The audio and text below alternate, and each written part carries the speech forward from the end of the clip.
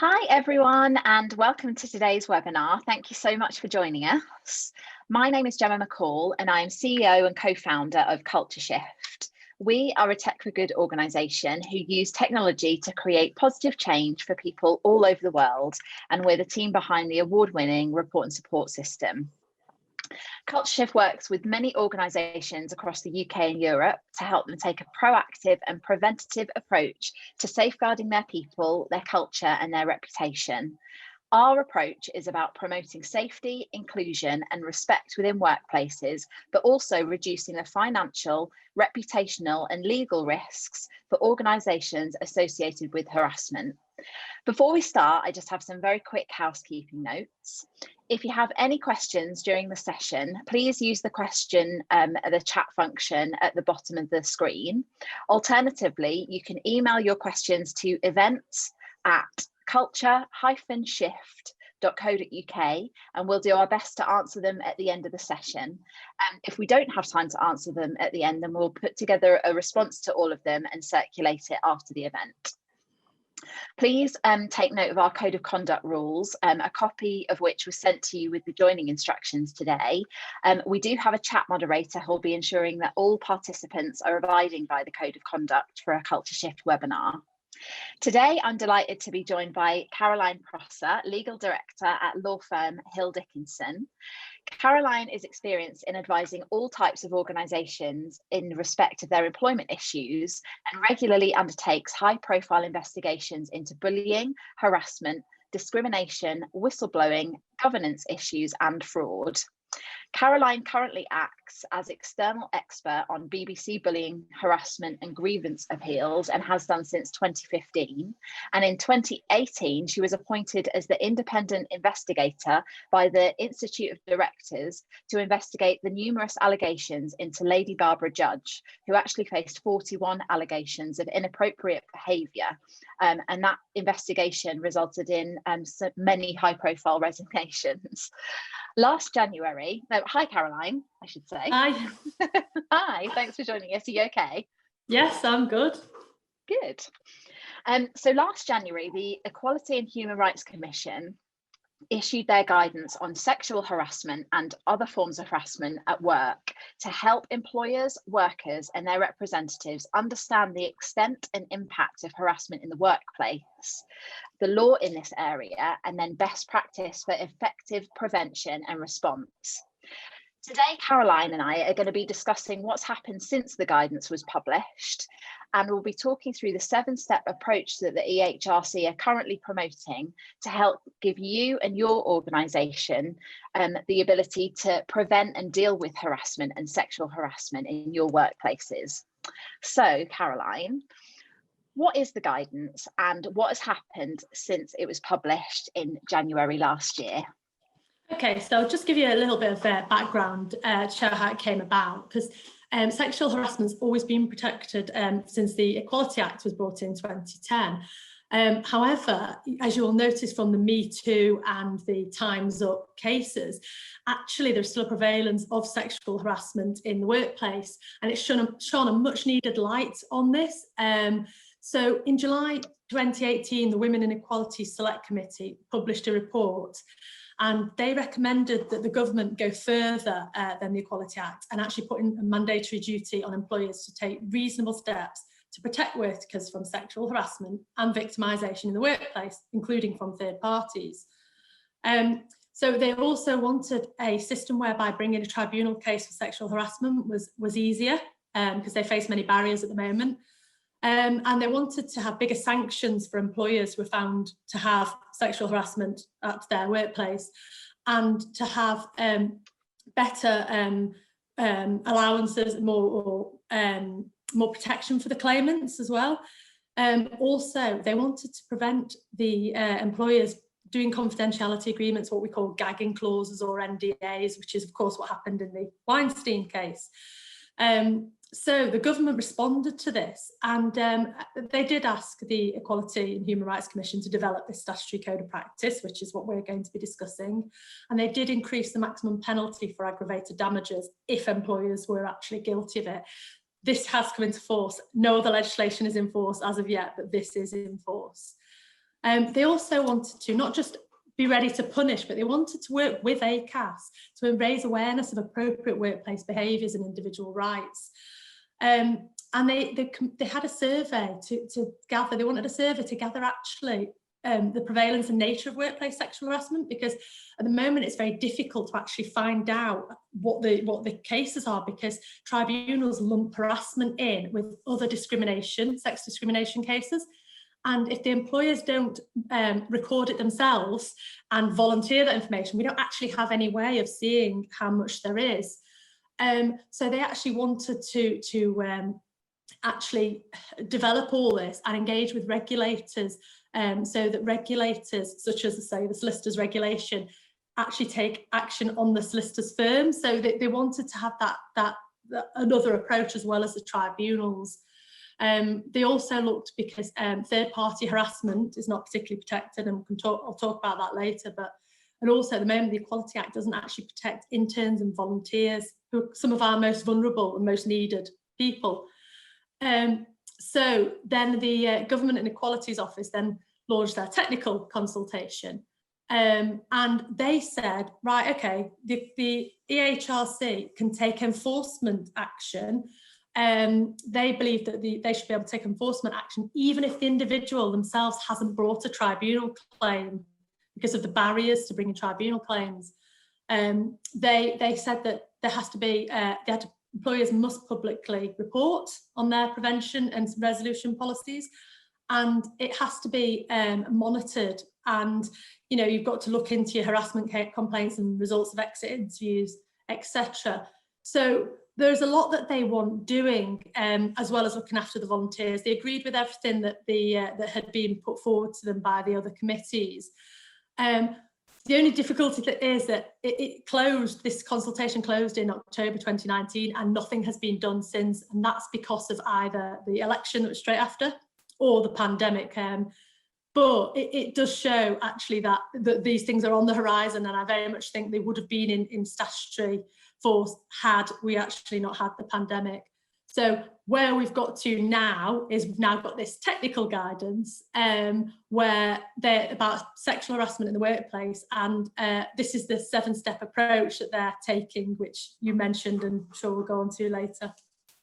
Yeah, and I think it's interesting because even though it hasn't, there hasn't been sort of the kind of outcomes of that, of the big survey that they did to kind of go, right, this is what we're going to sort of change in legislation. I think the EHRC are sort of, well, there's two things really. Firstly, we have got this technical guidance, and sort of the longer that it takes for the laws to be changed is actually of a benefit to employers, because the longer they're getting to put everything in place so that they're not at risk of sort of falling foul of the new legislation, which we should be using this time to really prepare ourselves and make sure that our houses are in order.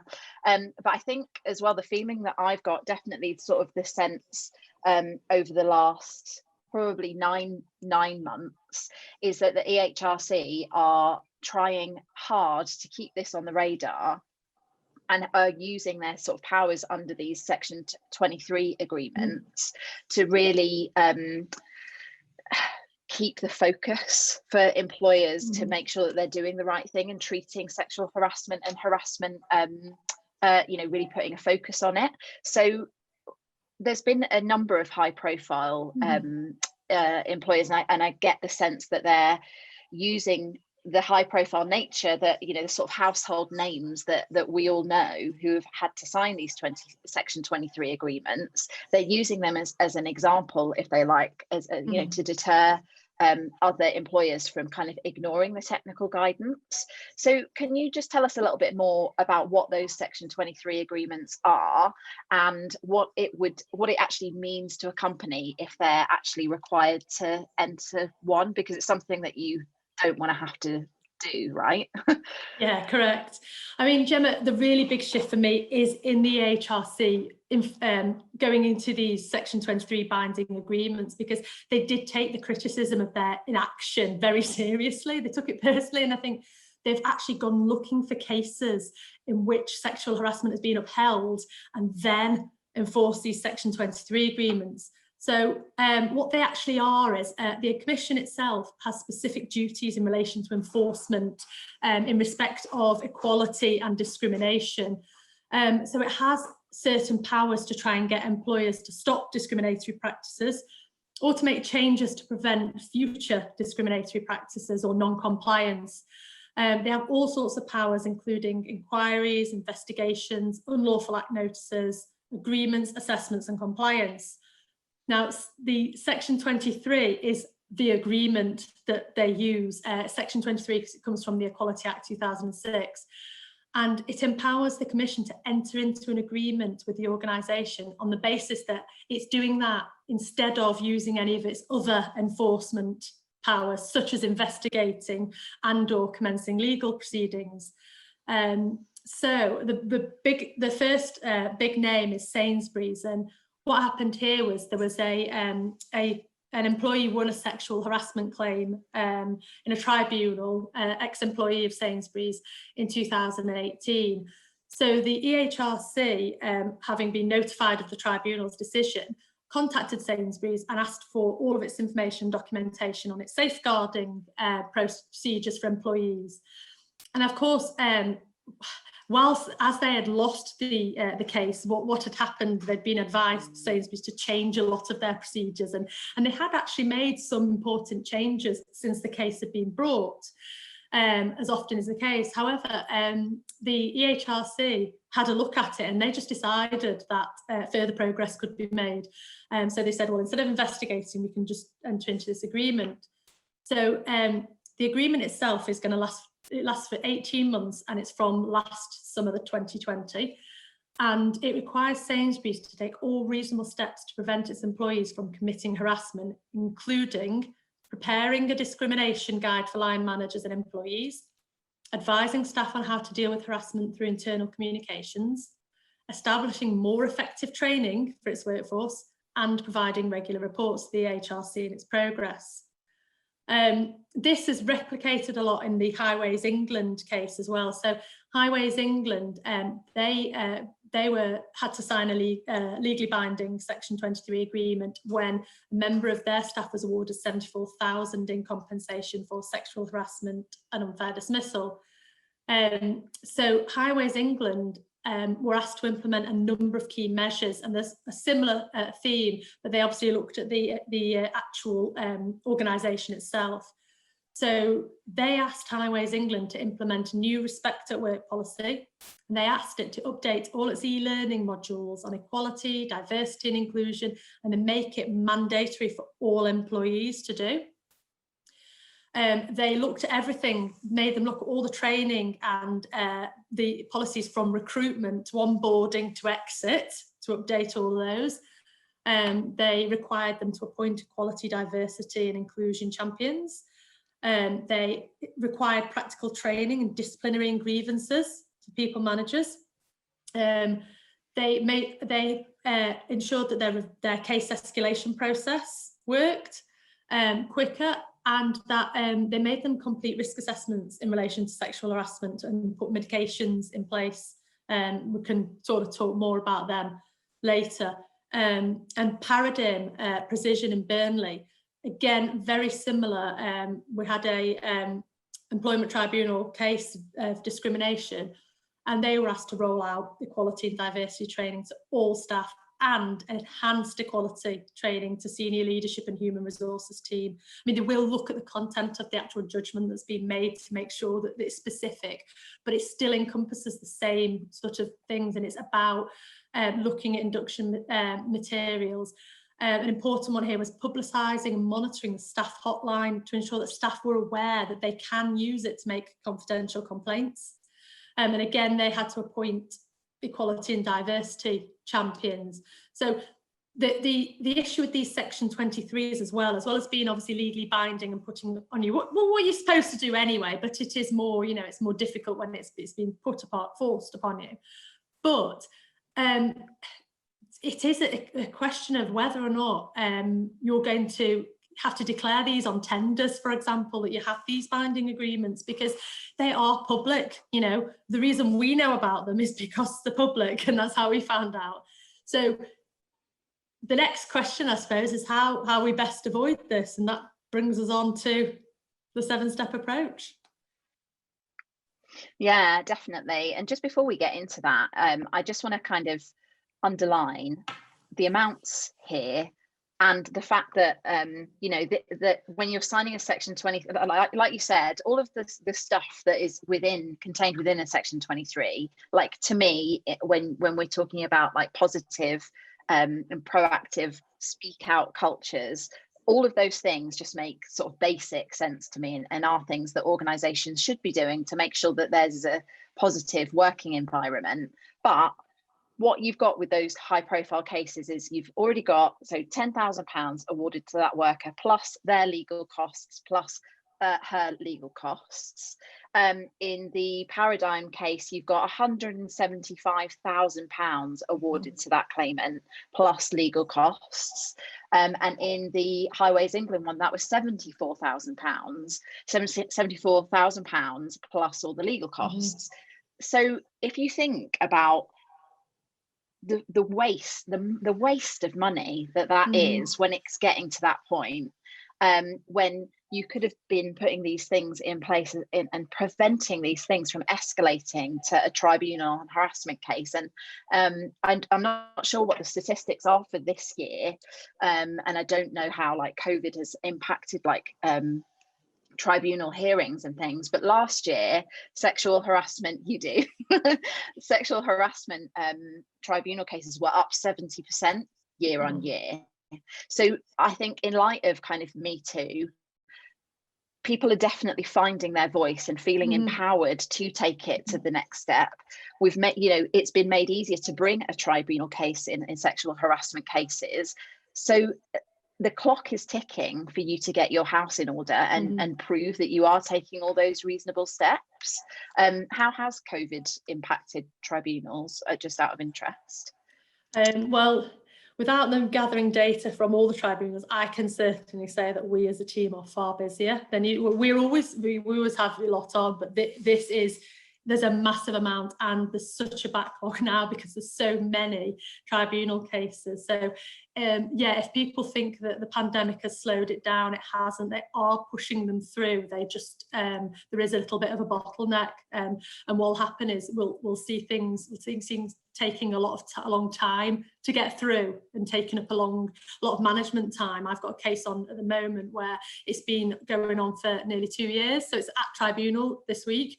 You know, it isn't slowing down the effect of the pandemic. And like now, you know, when we're heading into, you know, a recession, we definitely can't be, not only is it the right thing to do morally, but we can't be wasting money on these kind of cases, and wasting like time and energy on fighting them. Let's get the things in place to stop them from happening or prevent them from escalating to this point in the first place. So with that in mind, shall we move on to the 7-step approach that the EHRC have outlined?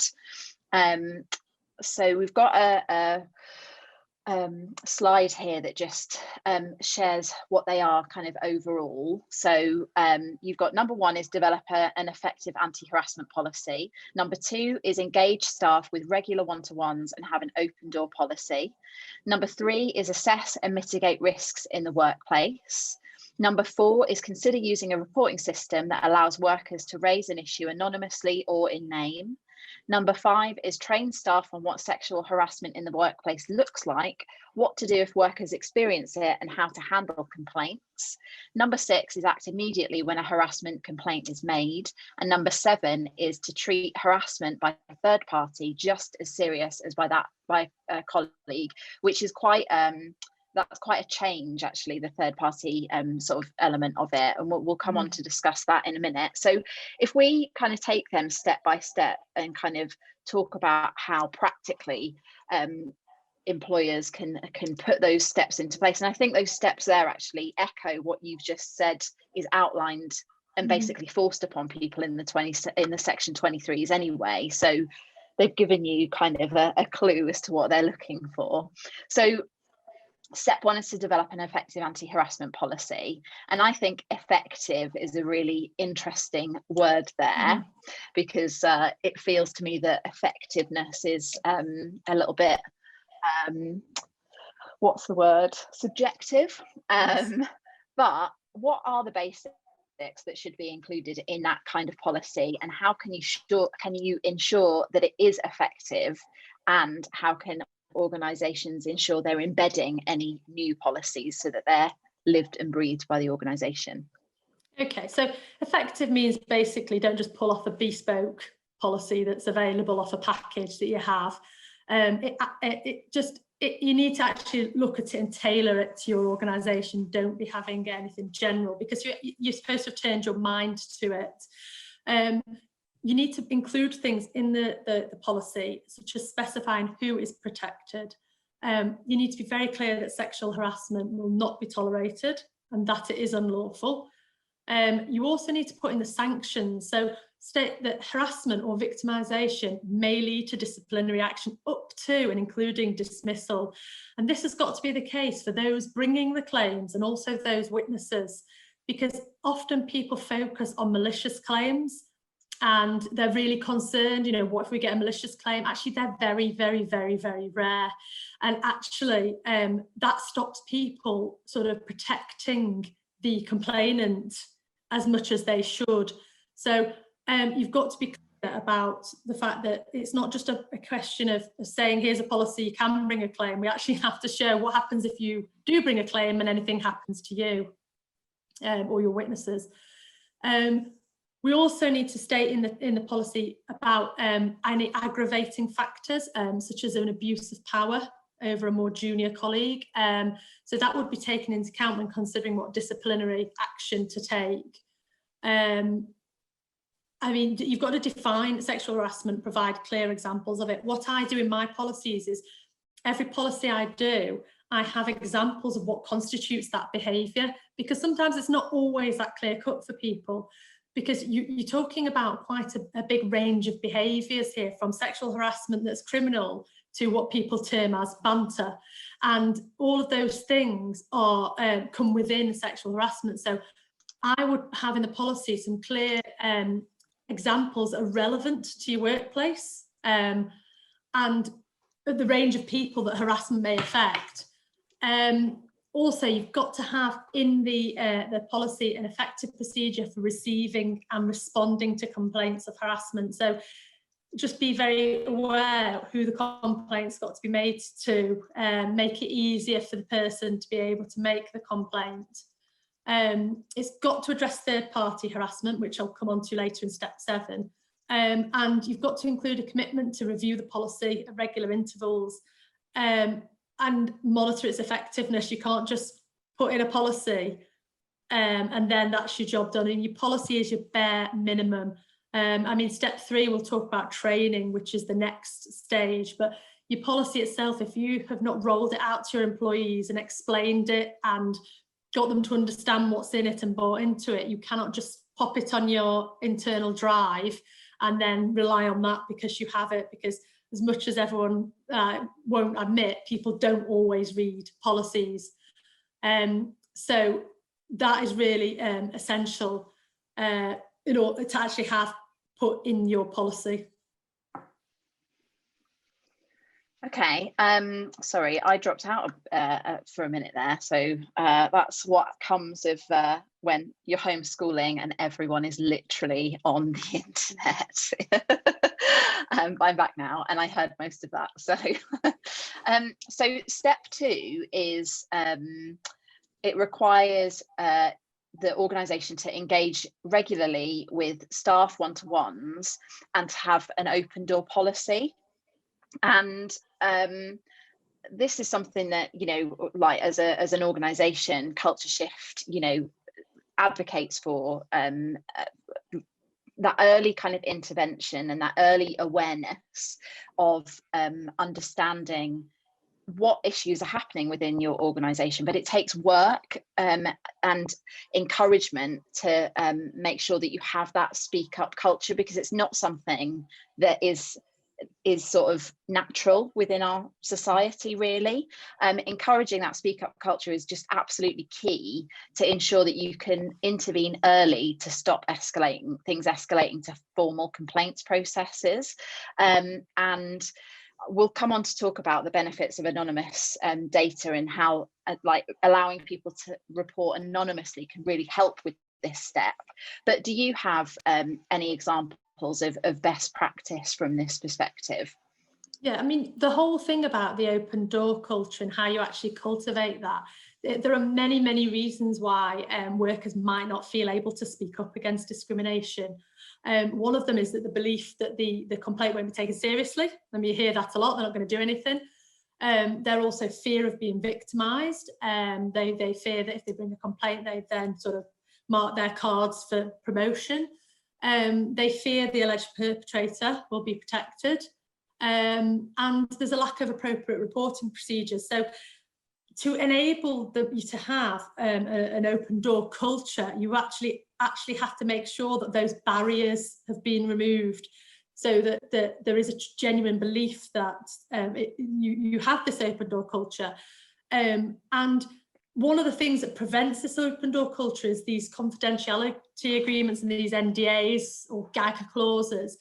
Now, everyone on this call probably knows a lot about settlement agreements, and you do have confidentiality clauses in them, and they're there for legitimate reasons, to protect confidential information, etc.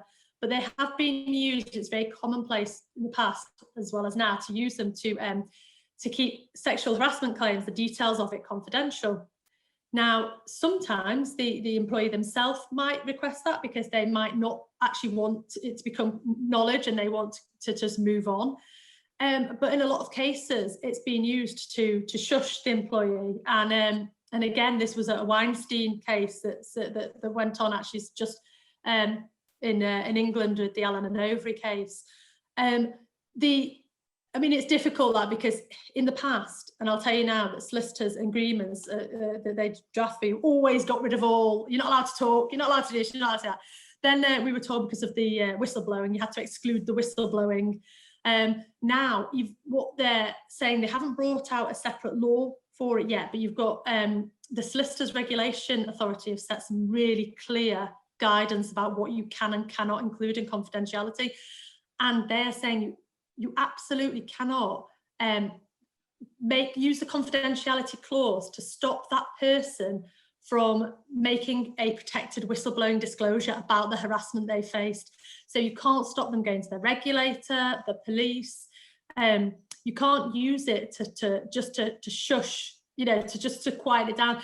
You've got to think very carefully before you use it, because it'll be seen as an abusive process if you use it to quiet them down. And because this is also the EHRC are really strong into this as well, but it'll be your solicitor who drafts your settlement agreement, and your solicitor won't be allowed to do that. So you've got to be very careful.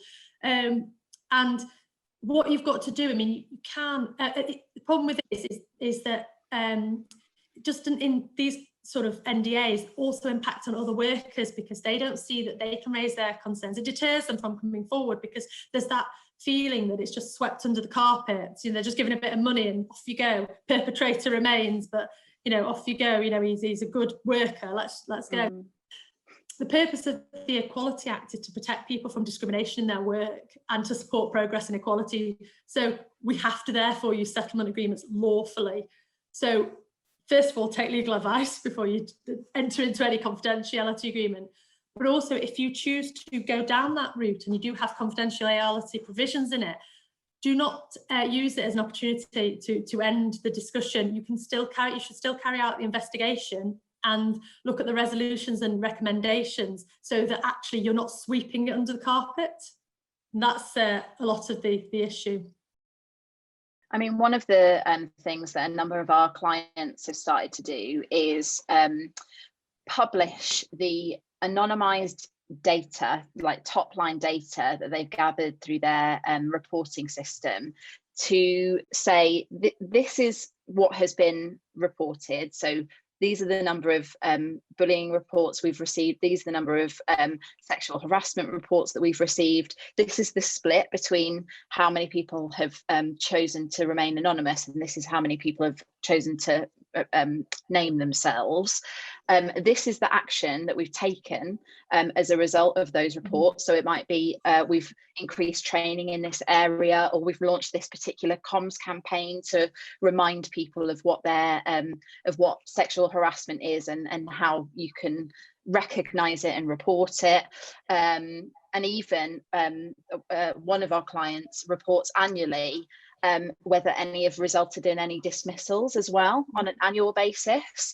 And I think it feels like quite a brave thing to do, but I think if we're really going to encourage that speak up culture, we have to demonstrate statistics like that to say, this is how many people told us these things, this is what we did about them, and it's some of which resulted in someone leaving the organization, because we take it that seriously.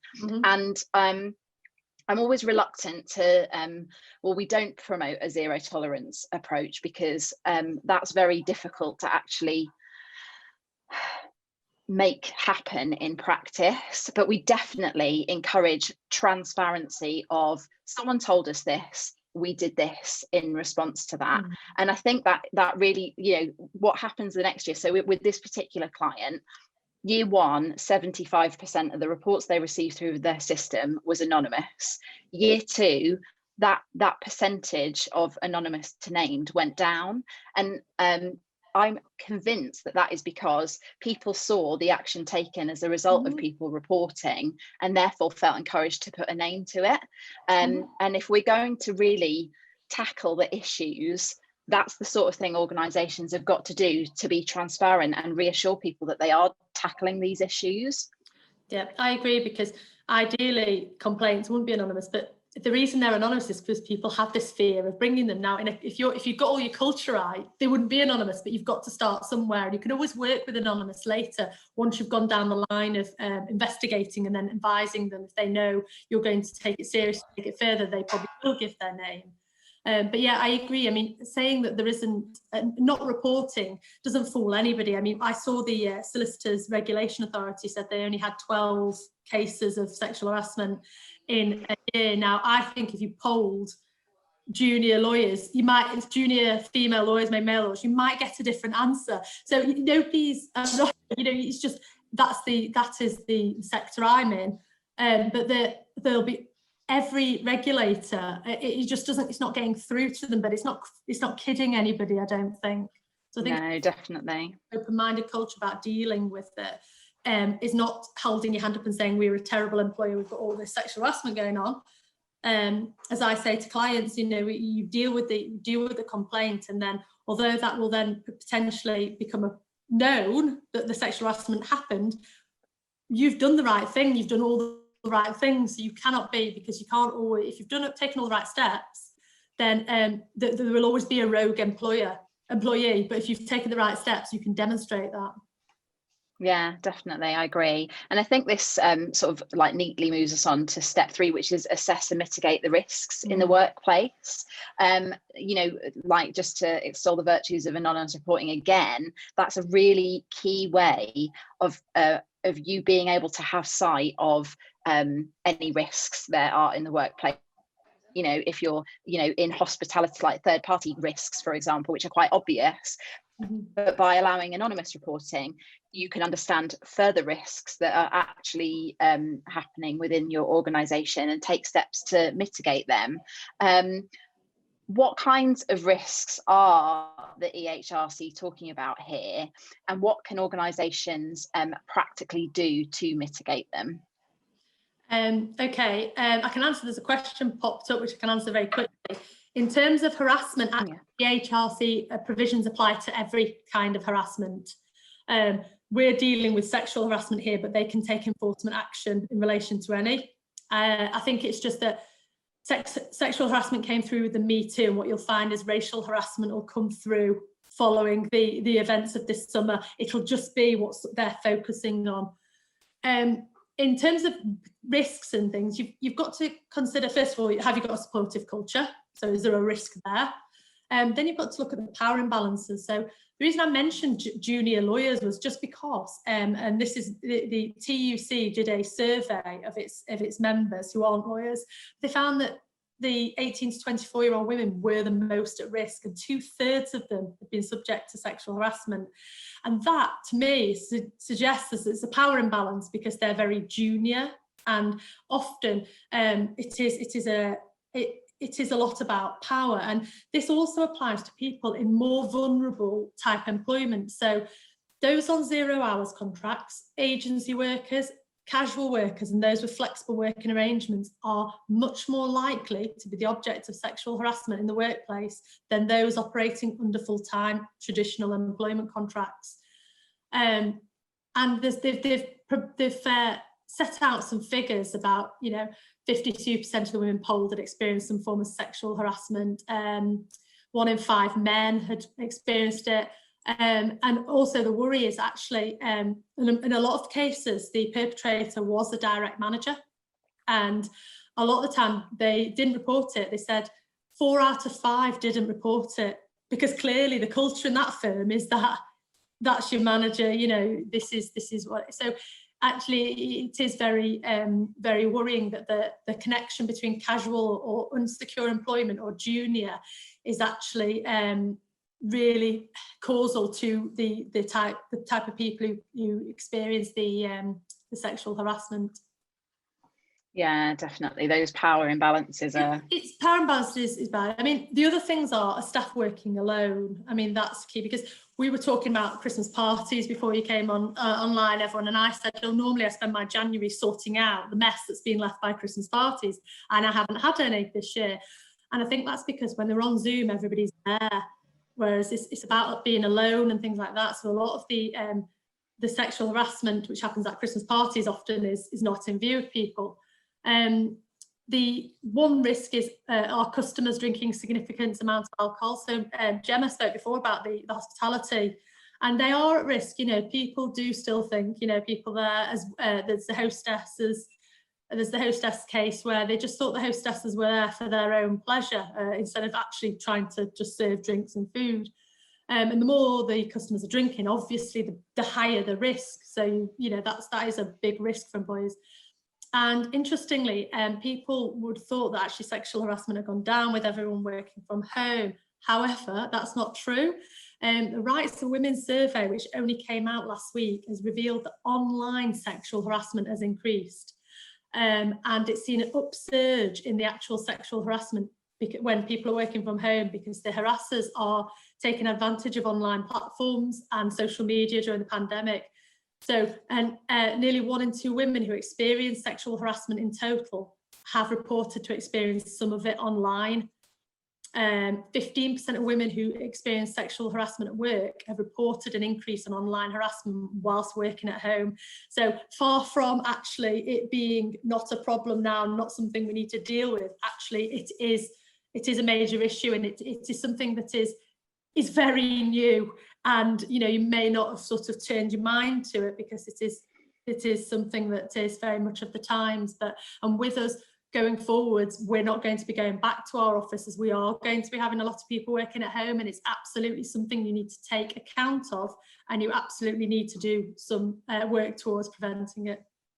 Definitely. It's surprised me how it's taken people by surprise, that increase in online harassment. 2 things surprised me, actually. It surprised me how shocked people are to see that it is rising, but it also shocks me that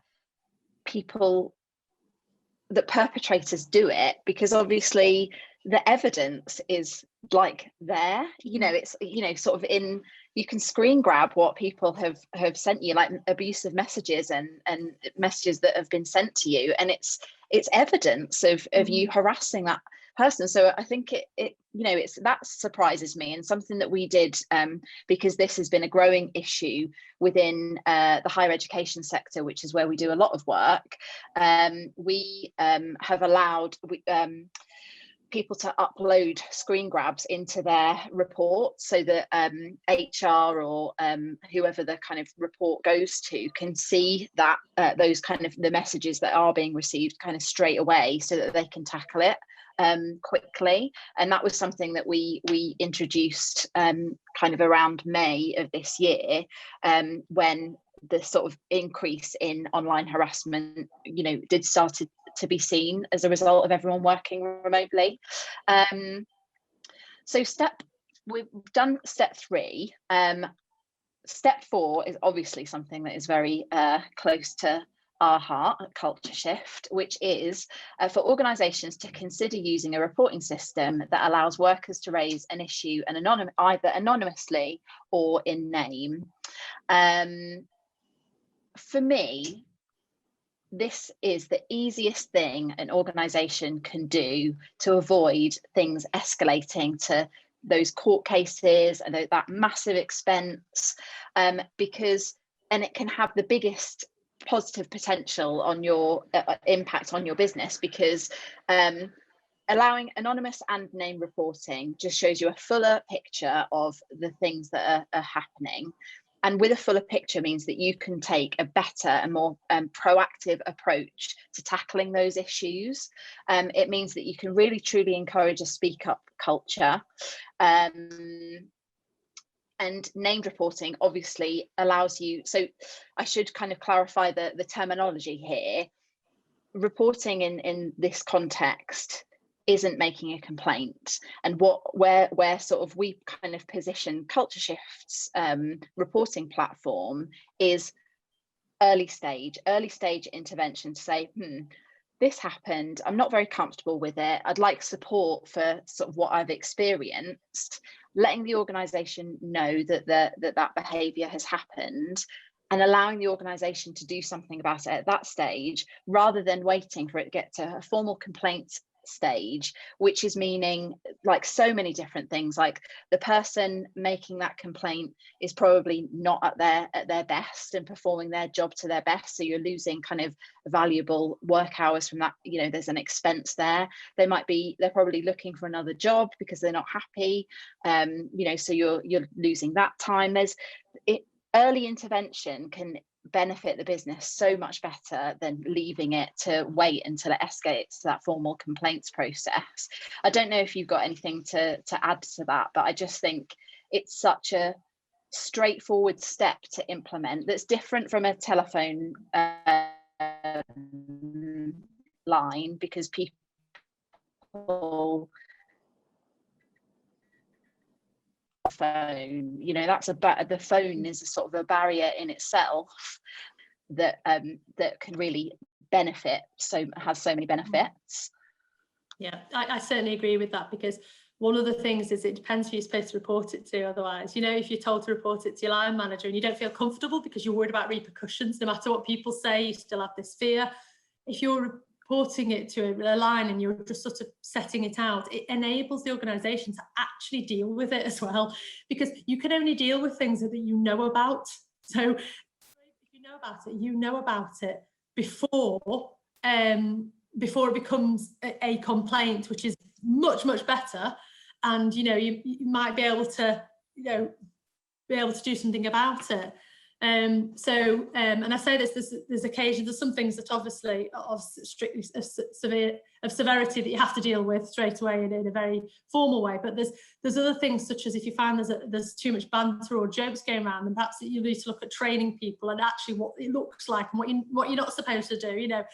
There's a lot of things you can do. So I agree that and like I said, not with anonymous reporting, you're not saying you've got to report it anonymously, because if you report it with your name, you're going to be, victimised. It's not that at all. It's just an opening, and you can speak to them to give them comfort that you will go forward with it. And people do, in that case, start anonymous. I always say, okay, fine, if I'm going to start anonymous, and we can work with that. So yeah, we see that time and time again, that saying it, like reporting it anonymously, is the first step in the process for a lot of people who've experienced bullying or harassment, and allowing them to report it anonymously, the amount of cases that we see where people then return and say, right, I'm ready to give my name now, it's kind of part of the sort of cathartic process that you have to kind of respect people have to go through.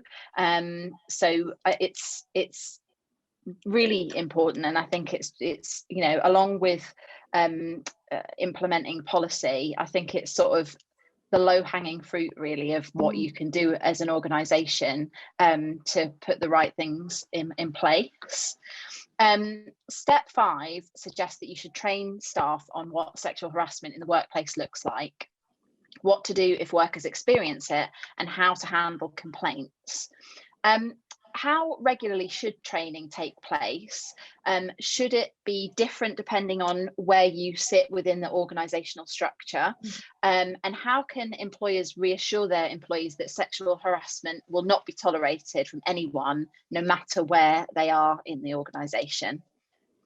So with training, it's another step from your policy. It's more about embedding it into your culture. It's very essential that you train the workers on what it means. And you're right in saying that you need often different levels of training for those who are managers and those who are employees, because everybody needs training on what sexual harassment in the workplace looks like, because people know of obvious things such as sexual touching or what you'd consider to be criminal sort of harassment, but also rejection of sexual advances. And then somebody treating you to a detriment, that is sexual harassment. So if I say no to my boss and then I don't get a promotion, you know, that is actually sexual harassment. The same with banter and jokes. People aren't clear what that covers and what they're allowed and not allowed to say. So the training's got to cover what that looks like. It's also got to cover for everybody what the impact of sexual harassment is on the victim's mental health, and because the point about harassment and is that it's not about your intention, it's about actually how the person takes it. Okay, so I'm not going to go into the law on harassment because it's too much, and you know, it's not that interesting often to me. But the victim's mental health can be really impacted, and then what happens sometimes you then get follow-on events such as they then become underperforming, and then eventually they're dismissed for performance reasons, which then hides the reason caused it in the first place. So it's masked by the performance where actually the sexual harassment was the cause. The policy for everybody, the training for everybody should be what to do if they experience it, how they should report it, etc. It has to have separate for the managers. You've also got to include how they actually deal with the complaints of harassment. So they must be trained on not just how they initially deal with it, but they've got to be trained on how to do disciplinary and grievance hearings, because if you are dealing with harassment and you have not got Equality Act training, how can you decide if something is or isn't harassment or discrimination? I mean, it's just a nonsense. And what often happens in companies, and this is true of lots, is you end up with the same couple of people doing the disciplinaries because they're the ones who know. But all your managers should be given the tools so that they're able to make these decisions. The training for everybody should also include online sexual harassment training. Again, very sort of current, very and talking about all of the different types of online platforms. So your Zoom, your WhatsApp, everything is really important that that's dealt with. And it should have clear message in the training about the sanctions for sexual harassment. And it's always well to remind employees that they can be personally liable. When people take you to tribunal, they will take usually the person and the company. If the company can demonstrate that they've done all of the reasonable behaviours and taken all the reasonable steps, we use the reasonable steps defence, which then separates us from the perpetrator, and the perpetrator is left on their own, and they're the ones who are liable. So it's worth reminding them that. And the really important is that you've got to absolutely train from the top down. If it's important to the company, it's important to everybody. So from the CEO right down needs the training. And you can train online, in person, you can have videos, you can have little updates. It should be reinforced throughout the employment relationship. So change when they become managers, or it's got to start with induction. and reinforce it as necessary, and make sure you include any new employees. Definitely. I'm really conscious of time. It's gone so quickly, but if anyone has got any questions, then please use the chat to ask them, or email the email that I mentioned before, which is events@culture-shift.co.uk, and we'll follow up in a round robin email afterwards with your with the answers to those questions. But step 6 is to act immediately when a harassment complaint is made.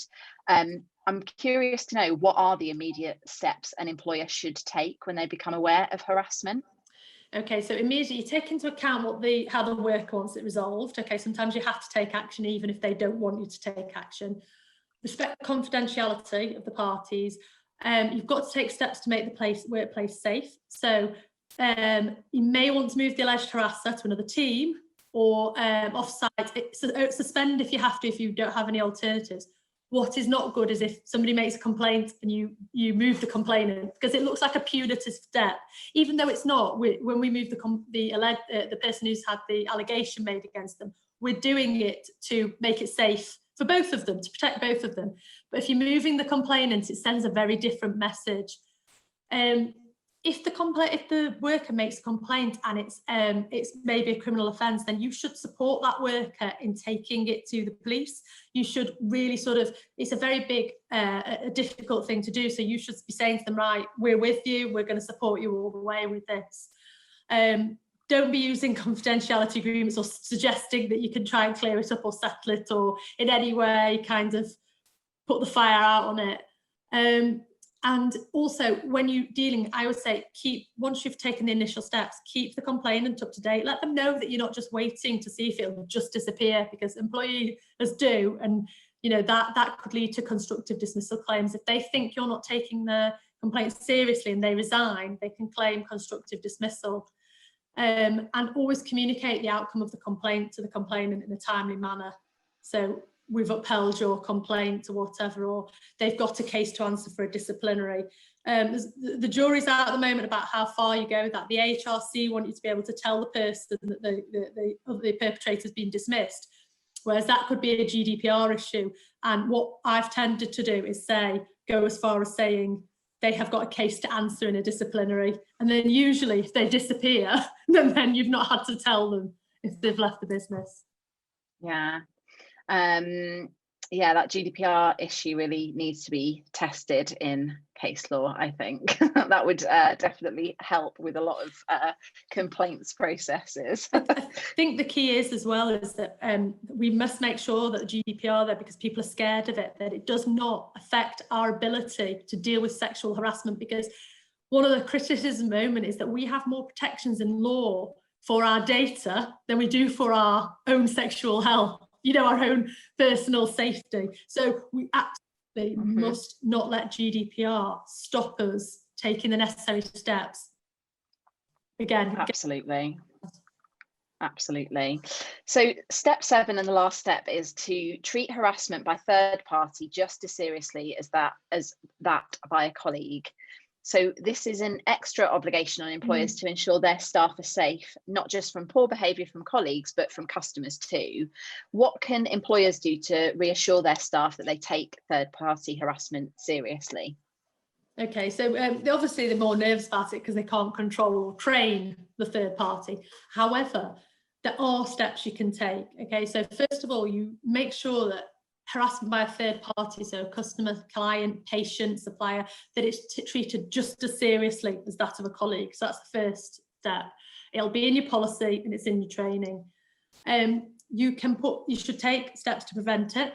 So you have reporting mechanisms, and you need to assess high risk workplaces. So we mentioned the hospitality sector, or anywhere where staff might be left alone with customers.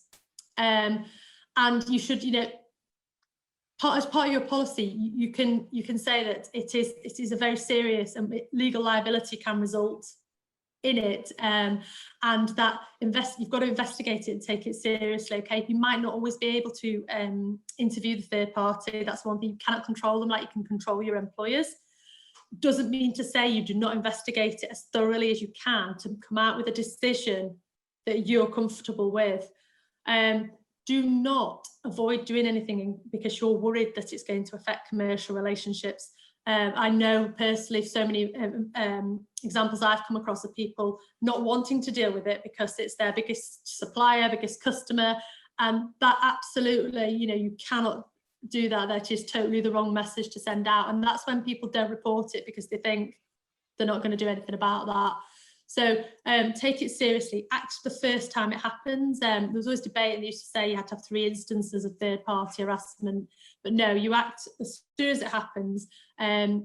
You talk about the steps that are going to be there to prevent it, and you can there are steps you can put in place. So you can warn a customer about their behaviour, you can ban a customer, you can report criminal acts to the police, or you can share information with other branches of the business. So I do know people who refuse to deal with certain abusive types of things, and that, you know, that really sends out a message that it isn't tolerated.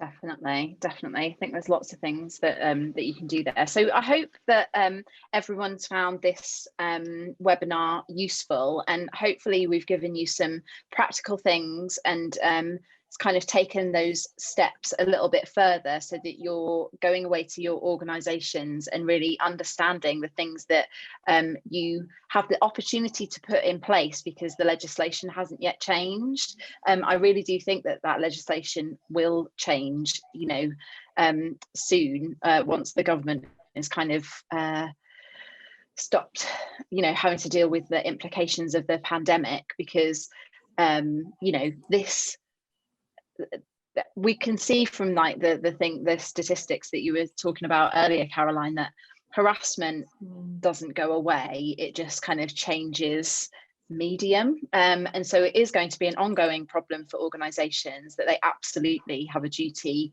to tackle and take preventative steps to stop. If people don't have any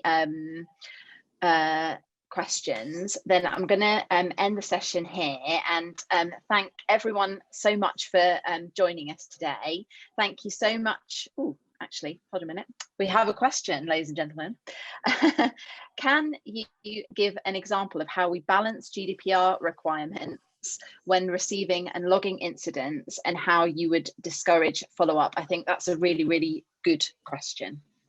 Okay, so I'm not a GDPR expert, my colleague is in my team, so I do know enough to say that you are allowed to collect the data for a lawful purpose. Okay, so you are able to receive, set out, all of those things. Anything that's reporting grievance, anything like that is absolutely fine.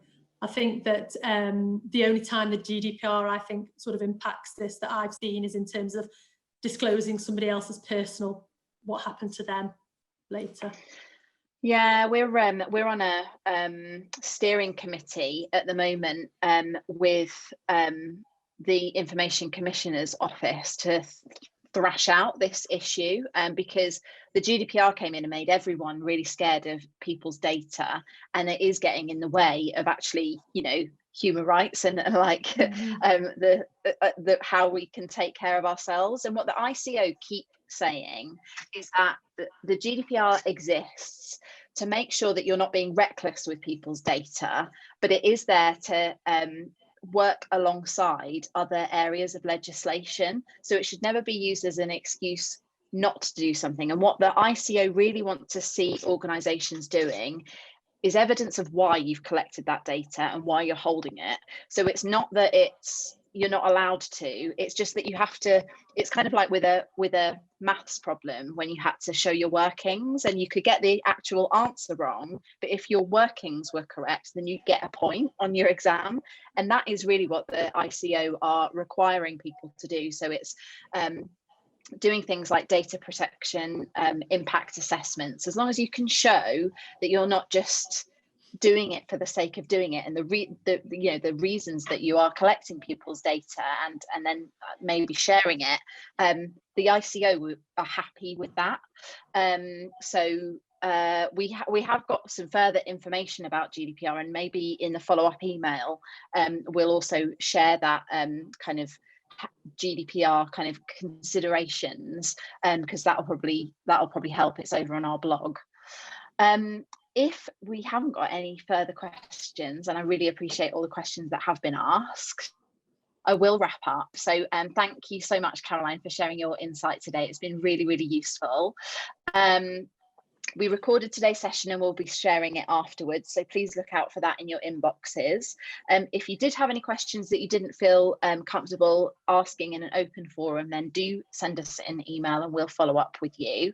But we'll also be continuing to run webinars to help you with your culture and employee wellbeing. So please follow Culture Shift on LinkedIn